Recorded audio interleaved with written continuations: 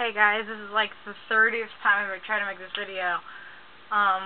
So I'm pretty much just gonna go with it, so if it sucks, I apologize. I've been working on this video like ridiculously, and every time I've been like, duh, and it's ridiculous.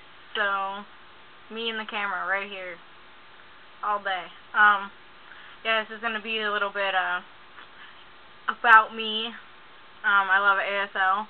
I had to make this new channel because the channel that I was making my videos on got discovered, and it led to some serious issues that I'll talk about in an upcoming video when I talk about how my parents are taking things.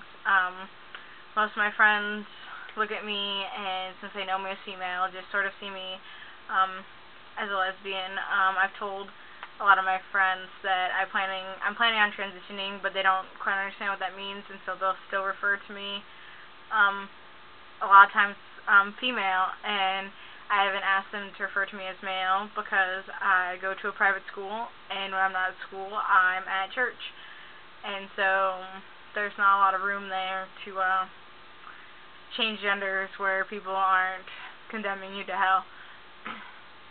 So for the most part, my friend, like just the other day, my friend had called me ma'am, and I made a really sad face. And she was like, "What? That's what you call ladies, and you, my friend, are a lady." And I sort of looked at her and I was like, "No, I'm not." And I went back to drawing because it was an art class. I was like coloring, and she hadn't heard what I said completely because I was trying to say it quietly because the whole entire class had heard what she said, and they had seen my reaction. And then she said, "What?" And I just was like, "Nothing," and I continued to color. And then she's like, "Oh, I'm so sorry." And then she, like, tickled my elbow, because that's, like, my friend's way of, like, saying sorry. Like, there's a large group of my friends that are always like, and they make that sound and tickle your elbow, like, that's gonna make you happy. But that's just how, a lot of my friends communicate. And so she did that, and she realized that calling me, ma'am or lady probably wasn't the smartest idea. Just the other day I was having a really dysphoric day, and I ended up on the phone with one of my friends because I was just having a super bad day, and he called to check up on me and make sure that everything was okay.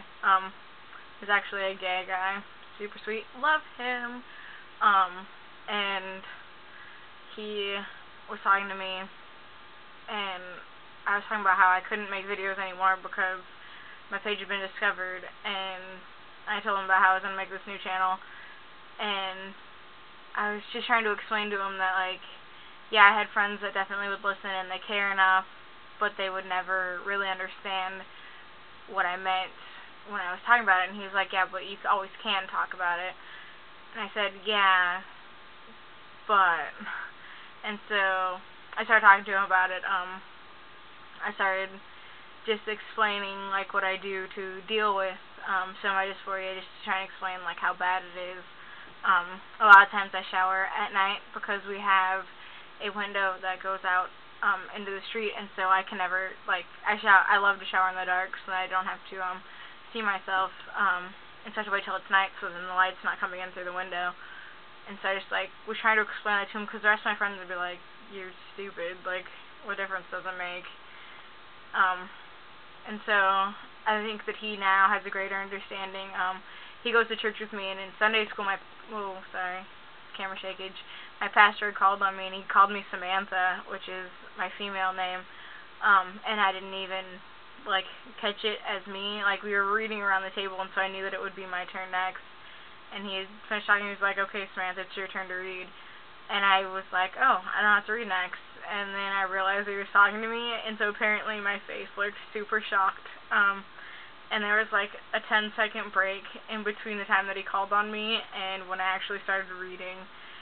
And so I think that really helped my friend just to see how much I don't mesh with my female self. But for the most part, I hang out with people who don't understand, and, like, I got introduced to people by people who I'm not comfortable enough with explaining that I'm trans. Like, a family member introduced me to these new people, and so I kind of, like, wanted them to know, like, who I was really. And so then like the one guy was asking me, he's like, so are you like bi, or are you like a lesbian, like are you looking for like a lesbian lover, blah blah, and I was like, not, well I'm definitely don't identify as bi, and yes, I would love to be with a woman for the rest of forever, like, yes. And I think he was totally confused by the fact, like, how, like, apprehensive I was at answering that question, just because I didn't know how to be like, dude, I'm definitely a dude, but they call me the in-between, because I'm definitely not a female, but a lot of them don't know how to view me as male, and so I'm just, like, the in-between. A lot of the straight guys say that they're going to come to me for relationship advice, because I can give them the female's perspective, from a guy's point of view.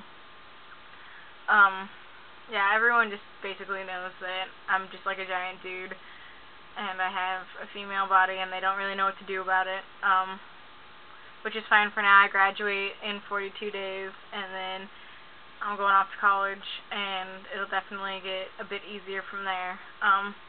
So yeah, that's just like a little bit about me, I guess. I plan on going to college for early childhood education. I want to be a special ed teacher, or a deaf ed teacher, where I teach either special ed kids or deaf kids. But it just all depends on what happens in the next couple years. So yeah, I definitely will be making videos soon. Thank you for watching. Feel free to subscribe, and I hope this video isn't epically long. Alright, see ya.